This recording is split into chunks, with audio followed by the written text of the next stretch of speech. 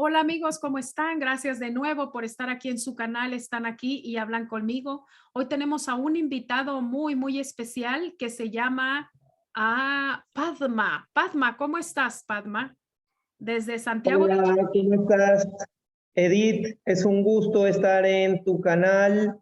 Me siento muy afortunado. Un gran saludo para allá todos los amigos de México, todos los amigos de habla hispana que están escuchando en este momento temas tan interesantes, ¿no? Que la humanidad está en un momento en que se requieren herramientas para podernos enfrentar a muchos aspectos. Sí, mira, Así que también gracias.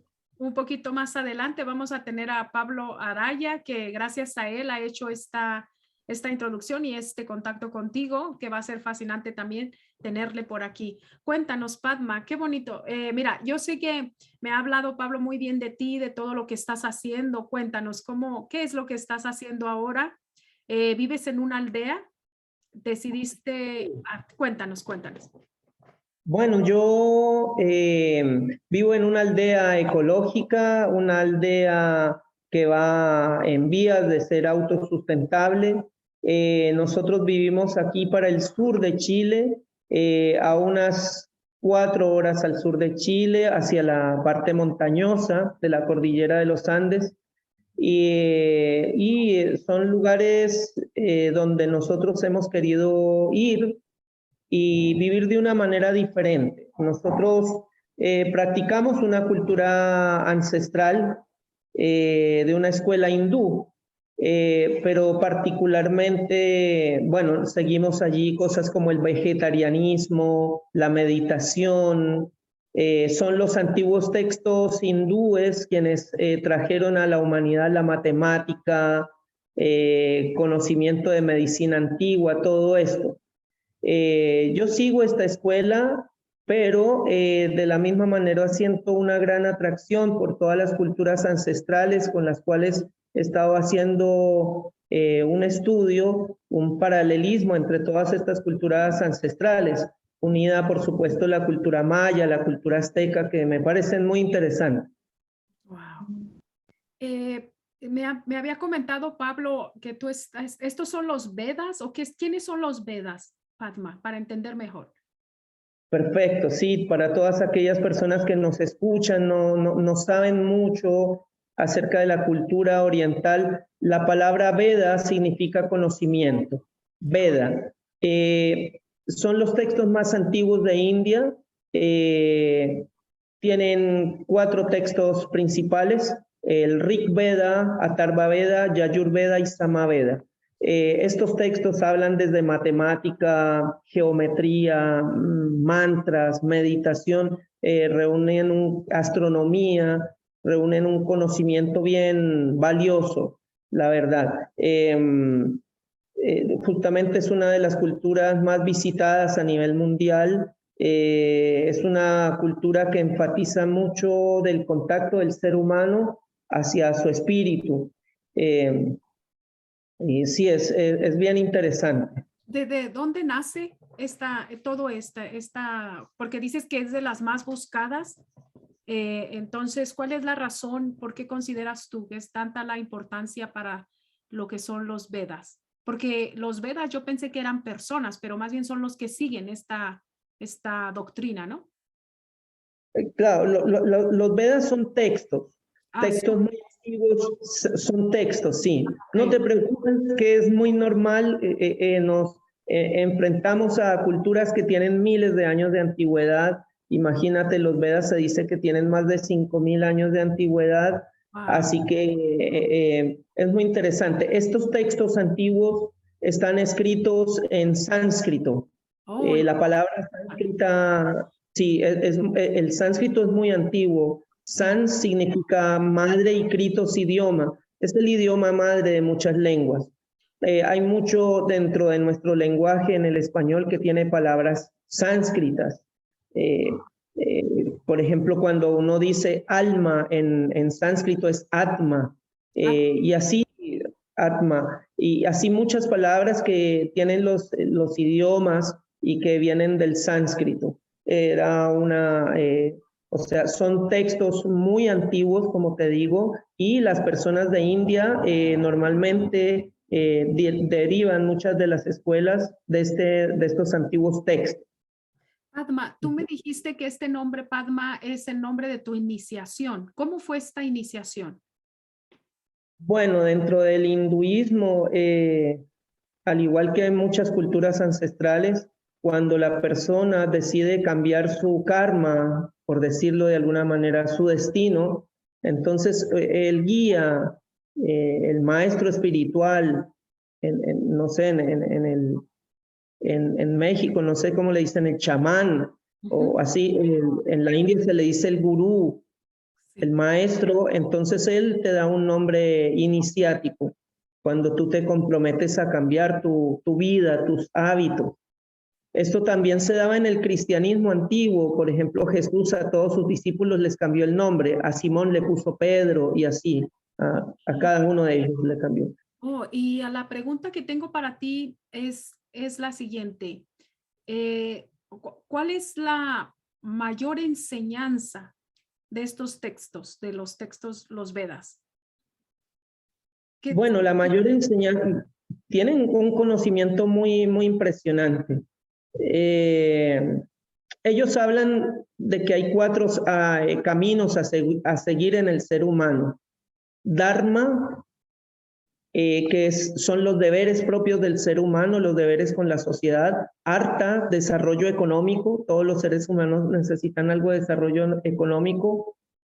Kama, disfrute, y moksha, liberación. Ellos hablan de esas cuatro vertientes que son necesarias en el ser humano. Pero de esas cuatro vertientes, todo se resume en el amor. O sea, todo el conocimiento que hablan los Vedas se resume en despertar el amor no solamente hacia la humanidad, sino hacia la divinidad. Y entiéndase como divinidad, no solamente un Dios que está arriba, en el cielo, sino entiéndase por divinidad también la parte potente y sagrada que tenemos cada uno de nosotros. Sí, Padma, cuando tú hablas de estos cuatro caminos, mencionas el Dharma, mencionas ¿cómo dijiste? Artha, desarrollo económico. Artha, ahí se refiere a finanzas, a administrar los bienes, sí, puede ser. ¿O cómo sería? ¿Es relación en eso o en qué sentido es? Para entender. Sí, exactamente. Todo ser humano necesita desarrollarse. La gente piensa que para avanzar como ser humano tenemos que a veces despojarnos de todo, pero tiene que haber un equilibrio. Tiene que haber un equilibrio en el ser humano. Alguien puede vestirse de renunciante, de ermitaño, con las ropas raídas, pero tener un gran potencial de ego.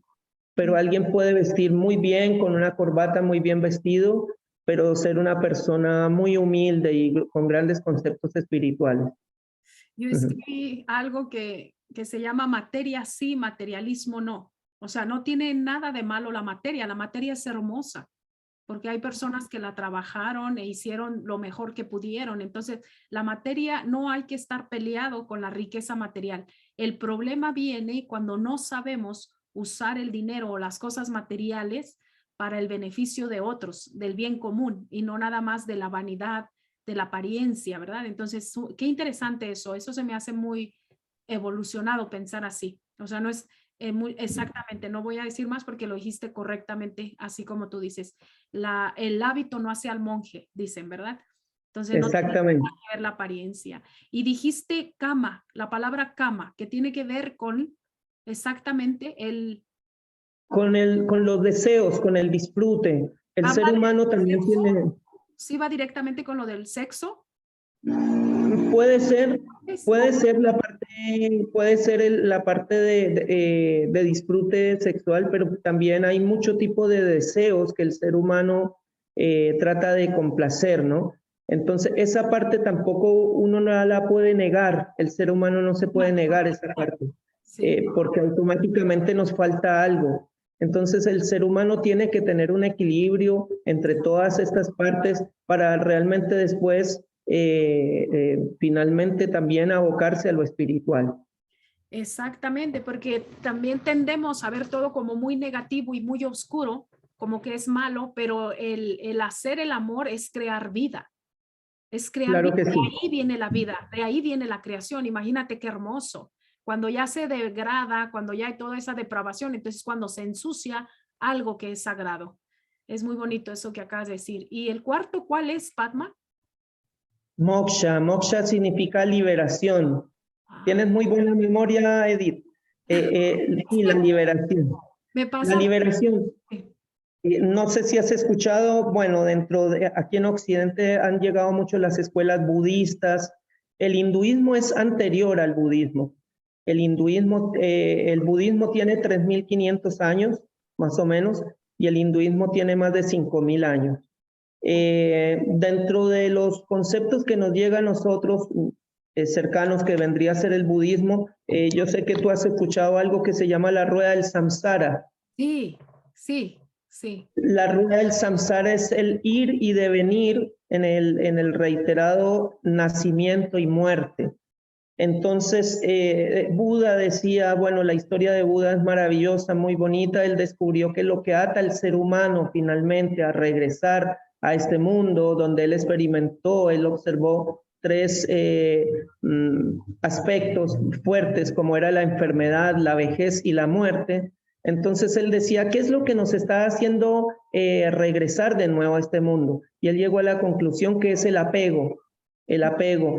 Entonces, Sí. dentro del budismo se habla que para cortar con esa rueda del samsara, de estar regresando a los diferentes apegos incontrolables que tiene el ser humano, uno tiene que desapegarse. Y eso es un camino muy bonito que no solamente lo habla Buda, sino que también lo han hablado los grandes avatares como Jesús, como Krishna y todos y cada uno de ellos. Qué hermoso. Así es. Qué bonito, qué Y bonito. eso sería moksha, a eso se refiere, con que el ser humano también no puede descuidar su deseo de liberación, también es importante. Sí. Ser libres, ¿verdad? Hemos nacido para ser libres. Padma, y Exacto. cuéntanos más, ¿tienes ya mucho tiempo viviendo? ¿Dónde estás viviendo exactamente ahora? Porque vives fuera de la ciudad.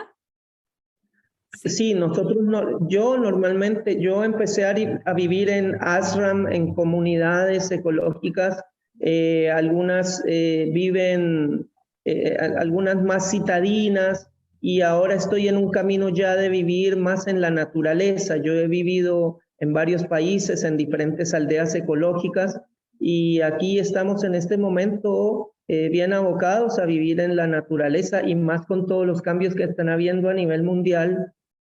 Pues es momento, ya tú te das cuenta que lo primero que va a colapsar, lo más vulnerable son Ujú.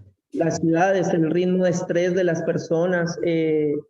Todo esto ya es muy difícil vivir en la ciudad, y el ser humano tiene que reencontrarse consigo mismo, y un medio muy benéfico es la naturaleza. Tú te das cuenta que las ciudades son un invento moderno. El ser humano, todos los pueblos ancestrales vivían en comunidades cerca de algún río, en medio de la naturaleza, y sembraban y tenían una gran conexión con la Pachamama, con la Madre Tierra, y les llegaba una gran sabiduría. Sí, tienes mucha razón. Desde ti exactamente qué significa la palabra ashram, porque a mí me la dijeron estos seres, me dijeron esa palabra y yo encontré que era un tipo monasterio, pero no sé, me quedé hasta allí. Bueno, la palabra ashram en sánscrito significa refugio, lugar donde se da refugio. Allí normalmente a los ashram llegan los monjes, los ermitaños a descansar, a hacer sus meditaciones en India. De allí viene la palabra ashram. Sí. Qué cosa tan extraña, porque es algo que yo preguntaba dentro de mí, que cuál era mi nombre cósmico. Cuando haces una pregunta, y me susurraron esa palabra, ya hace años de eso, pero yo no sabía qué significaba y la busqué luego, luego, y se me hizo raro. ¿Qué tiene que ver un monasterio con un nombre cósmico? Me pasan cosas raras, ya sabes. Pero Padma, cuéntanos, ¿cuánto tiempo tienes que decidiste irte a vivir fuera de todo lo que es esto, el sistema, las ciudades? Pues yo siento que este camino no es de esta vida. Siento que normalmente somos tan programados por la sociedad que en una sola vida es muy difícil que alguien llegue a esta decisión porque el mundo es muy atractivo. Yo Sí, siento que esa decisión la tomamos desde vidas pasadas. Eh, a veces siento que somos instrumentos, somos un instrumento y desde arriba solamente tenemos que ser un instrumento y llevar un mensaje. Y siento que con nuestra forma de vida estamos mostrando a otras personas que se puede vivir de una manera diferente, que sí se puede salir de aquello que nos enseñan, que si tú no trabajas en una empresa, te vas a morir de hambre, que si usted no tiene una pensión, ¿qué va a hacer en tu vejez? Pero los nativos de todo el mundo no tenían pensión, no le trabajaban en una fábrica y vivían más felices que la gente de ahora. Entonces, podemos darnos cuenta que el ser humano tiene grandes capacidades y que el ser humano puede ser muy feliz en contacto con la naturaleza. cierto. Es que ahí, es que somos tierra, ¿verdad? Somos parte de la naturaleza. Todo esto en esta vida, desde que te eras niño, empezaste con esta inquietud o te dieron Sí, un toque y te recordó todo desde tus vidas pasadas o cómo fue para ti en esta vida, en esta dimensión, en esta realidad. ¿Cómo fue? ¿Naciste en una familia normal? ¿Fuiste creciendo? ¿Sabías cosas desde niño? nací dentro de un hogar católico, como creo que la mayoría de los latinos que hemos nacido acá en este territorio, en un hogar católico muy influenciado por la vida de Jesús, de María, de todo esto. Eh, y siempre la imagen de Jesús fue bien potente para mí, ¿no? Fue un gran referente. Pero siempre le decía a mi abuela, fui criado por mi abuela y le decía, bueno, ahora soy niño, después ¿qué pasa? Me decía ella, bueno, vas a ser adolescente. Ya que después, ahí se ponen rebeldes, después me decía, después vas a estudiar, voy a estudiar, y después de eso, ¿qué va a pasar? No vas a entrar a la universidad, hay gente que entra a la universidad, y después, ¿qué va a pasar? Algunos se casan, otros no. Y después de que me case, ¿qué va a pasar? Bueno, te vas a volver viejo. Y después, y se quedaba pensando mi abuela, bueno, todos tenemos que morir.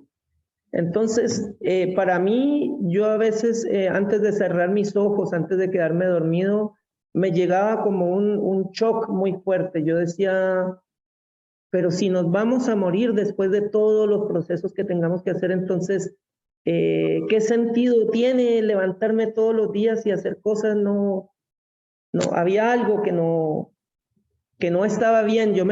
Yo sentía cómo la gente puede poner su cabeza en la almohada y descansar tan plácidamente si va a llegar la muerte. ¿Y qué hay después de la muerte? ¿Y dónde estaba yo antes de nacer? Y yo me daba cuenta que esa respuesta no venía ni del catolicismo, ni de mi abuela, ni de la gente mayor. Y yo era un niño y ya me estaba preguntando eso. No sé por qué. Después de que conocí del hinduismo, budismo y empezaron a hablar de las vidas pasadas, leí algunos libros de Brian Weiss, empecé a entender de que nosotros hemos vivido antes. Y eso me cuadró bastante, eh, porque de niño o de adolescente, siendo un joven normal, pero habían cosas de las cuales no me sentía atraído, no fue para mí una prioridad el dinero, que todo el mundo anda como muy desesperado por el dinero, para mí no tanto, yo más bien me atraía mucho lo metafísico, a veces habían ruidos en la casa de mi abuela en la noche que no provenían de ningún animal ni nada, eso también para mí fue una escuela, el plano metafísico darme cuenta que había un mundo más allá de la materia. Y eso no tenía explicación en los libros, no me lo enseñaban en el colegio. Yo sabía que habían espíritus que en la noche se movían. Eso también para mí fue interesante. Yo dije, si existen los espíritus, existe Dios. Y me aboqué a ver si realmente existían los espíritus. Y sí, sí existían. ¿Qué es Dios para ti, Padma? ¿Qué es Dios para ti, desde ti? ¿Cómo ves a Dios? Bueno, siento que no puedo dar una respuesta simple para algo tan grande. Siento que todos hemos ido evolucionando en el concepto de Dios. Dentro del concepto cristiano, dentro del concepto incluso hinduista, nos enseñan que Dios es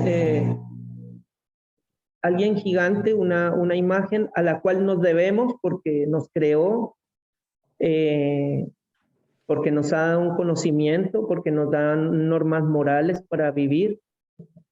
Y sí, en parte sí, pero a medida que he ido caminando y estudiando los mismos textos, normalmente si la Biblia la explica un sacerdote o el profesor de religión, o si eres budista, bueno, lo explica el lama, y si sigues el hinduismo, lo explica un gurú, pero está bien eso, pero también es importante que las personas tomen su texto y lo estudien. Entonces es importante que un cristiano tome la Biblia, que un hinduista tome el Bhagavad Gita, que es tu libro de cabecera, o los Vedas, o el musulmán tome el Corán y saque sus conclusiones. Si uno estudia estos textos en muchas partes, en muchas líneas, se habla de que hay un gran potencial dentro de cada uno de nosotros. Normalmente, si uno le habla a una persona religiosa y le dice que todos tenemos una gran potencia, que yo me puse a analizar, si todos somos hijos de Dios, así como Edith es hija de una madre, un padre, Edith también tiene genes de ese padre y esa madre, ¿no? Entonces, si nosotros somos hijos de Dios, también tenemos que tener genes de nuestro Padre. Entonces se dice que Dios es eterno y nosotros como espíritus también somos eternos. Por algo existe la reencarnación, ¿no? Se dice que Dios es lleno de conocimiento. Por lo tanto, una persona que espiritualmente está muy avanzada también es llena de conocimiento. Y hay muchos casos de eso, de personas que no han leído ni siquiera un libro y son grandes sabios. Entonces, si tenemos muchas cosas de nuestro Padre, nosotros también tenemos la capacidad de, así como Dios crea grandes universos, nosotros también en lo que tenemos cerca podemos crear realidades. Es un tema que no es fácil hablarlo, y cuando tú me preguntas Dios, ¿quién es Dios? No se puede describir, ¿verdad? Es como entender de que hay un Dios central, pero cada uno de ustedes también es una parte de ese Dios central. Yo lo resumí como una energía, una esencia pura y perfecta que lo habita todo, que vive dentro y fuera de ti. Y está un poquito más largo, que no conoce de diferencias, no hace distinción de razas, ama incondicionalmente, está dentro y fuera del cosmos, son los universos, es que es todo, está en la naturaleza, en la tierra, en la pupila de tus ojos, en tu corazón, en el tronco de un árbol. Dios es todo eso, ¿verdad que sí? Oye, Padma, cuéntame, ¿qué es la reencarnación en los textos de los Vedas? ¿Cómo háblanos? ¿Cómo ellos explican lo que es la reencarnación? Bueno, el alma o el espíritu o atma, como se le describe en sánscrito, entra a este mundo. Se dice que primero nuestra primera vivencia o experiencia fue como seres de luz en dimensiones de arriba, porque los hindúes, al igual que los mexicanos, que los mayas, los aztecas, hablan de que el universo tenía 3 niveles. A ver, yo tengo acá una pequeña pizarrita Sí. y yo voy a dibujar algo como para más o menos explicar a las personas algo interesante. Ellos hablan de estos tres niveles: un universo superior, intermedio, que es donde viviríamos los seres humanos, y el inframundo. Se dice que cuando las almas entran a este mundo, nuestras primeras vivencias son como semidioses, como los grandes, como titanes que dirigen muchas cosas de este universo. Pero de ahí nosotros en nuestra experiencia vamos bajando y llegamos a como seres humanos. Nuestra vivencia como seres humanos, pues nosotros venimos acá a aprender algo a este mundo. Es un lugar de aprendizaje. Justamente, y bueno, quiero también aprovechar de hablarlo, por ejemplo, para todos los nativos del mundo y la gente que es muy despierta espiritualmente, el viaje por el universo no se puede dar a través de un cohete espacial o la NASA o todo esto. Muchos oyentes de pronto dirán o se reirán, pero ¿de qué está hablando Padma aquí, no? Pero resulta que los nativos dicen, no, para tú poder ascender a esos otros niveles, no es algo material, se hace un viaje a nivel espiritual. Entonces, por eso que algunas personas cuestionan incluso el viaje a la luna, dicen que no se puede, porque estamos, si tú te pones a pensar, son lugares de aprendizaje. Entonces nosotros no podemos ir a escuelas superiores, que son los planetas de arriba como la luna, que imagínate, influencian nuestra mente. Entonces, no son lugares como nos muestran de solamente materia, son lugares llenos de gran energía. Entonces, nosotros como humanos estamos desarrollando un aprendizaje aquí en este plano, no podemos acceder a la fuerza a otros planos. Y llegamos aquí y de acuerdo al libre albedrío de cada persona, uno puede o evolucionar. Bueno, dentro del hinduismo se dice que incluso un ser humano que a veces utiliza muy mal su cuerpo humano puede ir a especies animales.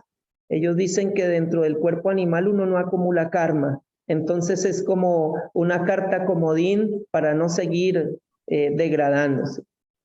Entonces, es muy interesante. Sí, sí, sí. Y finalmente, cuando la reencarnación no es que es un proceso eterno y vamos a estar ahí dando vueltas eternamente, no. La reencarnación para los hindúes se termina en el momento en que el ser humano desarrolla amor por Dios. O sea, el amor por Dios hace que uno supere los apegos y todo esto. Cierto. Esto se explica en el hinduismo. Por supuesto, hay variantes de escuelas, como por ejemplo el budismo, que ellos hablan que finalmente la liberación es en el nirvana, en el fundirse con el todo. Pero dentro del hinduismo clásico también se habla de que Dios tiene una forma y que uno puede ir a un planeta, por decirlo así, donde está Dios y donde uno puede relacionarse con Él. Sí. Y Padma, ¿cómo es un día para ti dentro de todo lo que es la doctrina de los hinduista? ¿Cómo es un día? Desde que empieza, amanece, ¿tienes algún tipo de, cuéntanos cómo es? Bueno, dentro del hinduismo clásico normalmente se recomienda que uno se levante antes de la salida del sol. Como creo que todas las culturas ancestrales, los chamanes, los ¿Eh? yogis, los místicos siempre sean, porque hay una gran energía antes de la salida del sol. Entonces, si uno puede meditar a esa hora, va a notar que la mente está mucho más tranquila que a mediodía o que en la noche. Entonces, hay horarios para meditar. Se recomienda que uno se levante antes de la salida del sol. Normalmente en la India se recitan mantras, que los mantras son sonidos que ayudan a quietar la mente o focalizarla hacia cosas positivas. Después alguien puede meditar en alguna forma de Dios, algunos meditan en la forma de Krishna, otros en la forma de Shiva, de Vishnu, diferentes, ¿no?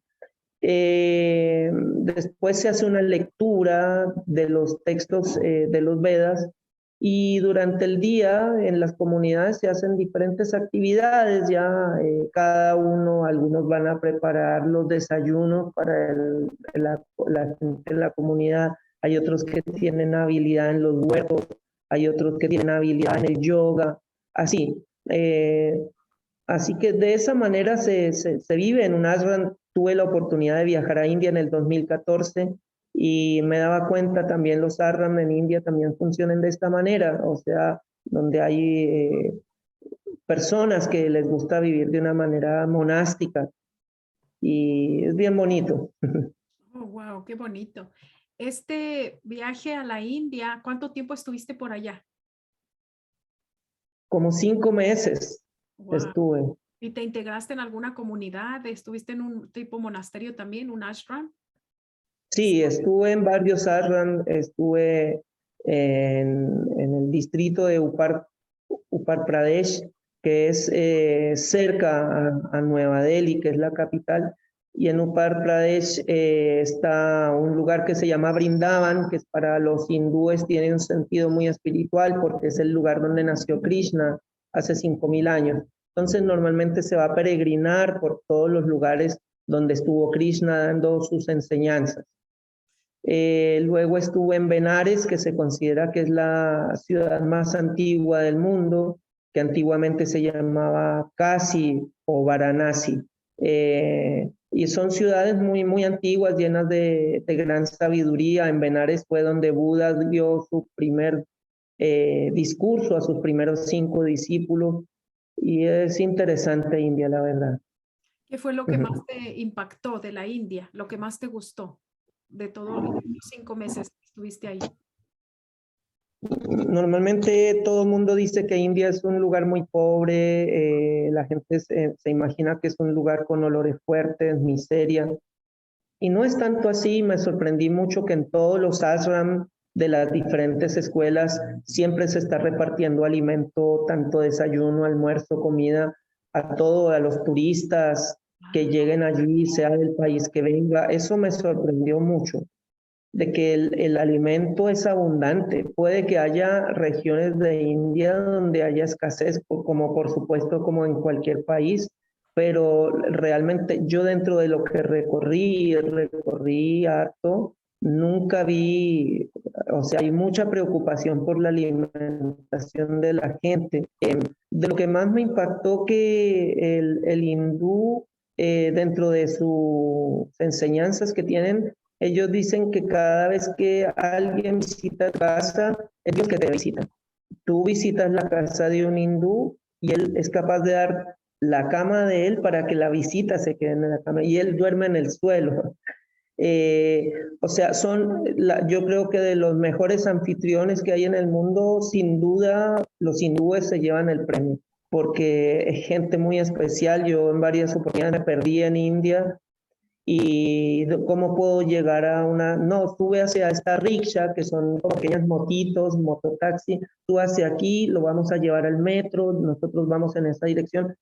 Bueno, ¿cuánto es la rickshaw? No, ya está pago, no te preocupes. Después me llevan, mira, funciona así, porque funciona con un sistema de fichas, y eso es una cosa muy diferente de aquí de Chile. ¿Y cómo hago para pagar? No, ya está pago. Entonces, uno como occidental, no sé, o sea, eso no existe acá. O sea, si alguien hace algo por ti, uno dice, este debe ser que me va a vender algo o hay una transacción de por medio. No, ellos lo hacen porque están practicando el amor. Ellos saben que cada persona es un ser muy importante. Eso me sorprendió. Bonito. Entonces, ¿sientes que en la India es un país que está un poquito más arriba en la escala de la evolución espiritual, en el espíritu? ¿Lo sientes así? Sí, en este momento sí, pero ahí tengo que decir algo muy importante porque yo siento que todos los pueblos ancestrales eran así. Y el lugar donde tú naciste en México es justamente uno de los lugares más afortunados, una de las culturas más ricas del mundo. Lo que sucede es que muchas de estas culturas ancestrales hubo periodos o no hay una continuidad a lo largo de la historia debido a que llegaron los españoles, invasiones y todo, y fue mutilada parte de la enseñanza de estos pueblos.